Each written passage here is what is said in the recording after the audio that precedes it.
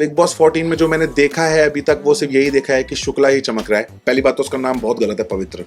पवित्र पवित्र तो बिल्कुल भी नहीं है। ये बात तो मैंने कभी बाहर नहीं निकाली थी कि हमारा ब्रेकअप क्यों हुआ था। तो ब्रेकअप का रीजन ही यही था कि डबल डेटिंग हो रही थी, प्लस शी वॉज मैरिड। ओ अगर ये लव एंगल निकल रहा तो मैं एजाज भाई के लिए प्रे करूंगा कि यार इसकी जिंदगी सही रहे, वरना ये बंदे की तो जिंदगी झंड होने वाली है। ये पवित्र से अब अपवित्र तो ये लड़का हो जाएगा हमारा। इतना अच्छा लड़का है एजाज।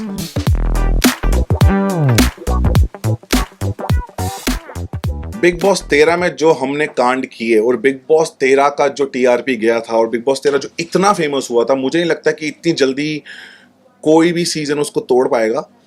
पर मैं चाहूंगा कि बिग बॉस हमेशा हिट जाए, क्योंकि मेरा फेवरेट शो है। मुझे सब कुछ बिग बॉस नहीं दिया है। आज की डेट में मैं जो हूँ वो बिग बॉस की वजह से हूँ। लोग मुझे जो प्यार दे रहे हैं, लेकिन मैं यही कह रहा हूँ कि बिग बॉस एक ऐसा प्लेटफॉर्म है, अगर आप उसको दोगे तो वो आपको देगा।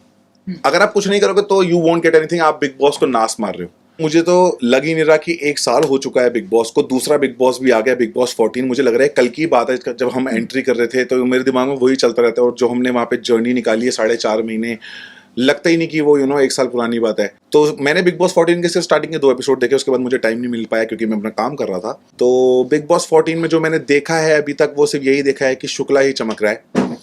तो मुझे ऐसा लग रहा है कि बिग बॉस 13 ही चल रहा है, बस वहाँ पे शुक्ला की जगह बाकी जितने कंटेस्टेंट सब हट गए हैं और वो ही चल रहा है। तो थोड़ा सा मोनोटोनस है मेरे लिए, मतलब कि कुछ नया नहीं दिखा मुझे। सिद्धार्थ शुक्ला, हिना और गौहर, इन बच्चों को जो आए हैं, नए कंटेस्टेंट जो आए हैं, उनको डायरेक्ट कर रहे हैं बेसिकली।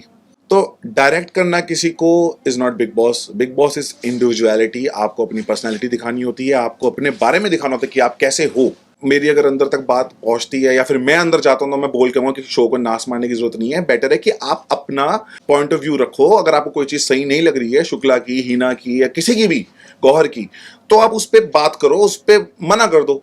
आप वो करो क्योंकि वो आपका शो है अभी। तो मेरे हिसाब से हर कंटेस्टेंट को वहां पे अपने तरीके से खेलना चाहिए, दूसरों के तरीके से नहीं। मुझे पता चला कि पवित्रा बिग बॉस में अंदर जाने से पहले बहुत कुछ बकवास मार के गई। पहली बात तो उसका नाम बहुत गलत है, पवित्र। पवित्र तो बिल्कुल भी नहीं है। अपवित्र होना चाहिए अगर होना चाहिए तो, नहीं तो। और ऊपर से जो वो बकवास मार के गई मेरे बारे में, उसने अपने आप को अंदर ही पहले दिन ही गलत प्रूव कर दिया। जहां पे वो मुझको धोखेबाज बोल रही थी कि मैं ऐसा हूं, मैं वैसा हूं, उसने खुद ही अंदर जाके बोल दिया कि आई वाज डबल डेटिंग पारस। तो किस टाइप की लड़की है वो। और ये बात तो मैंने कभी बाहर नहीं निकाली थी कि हमारा ब्रेकअप क्यों हुआ था।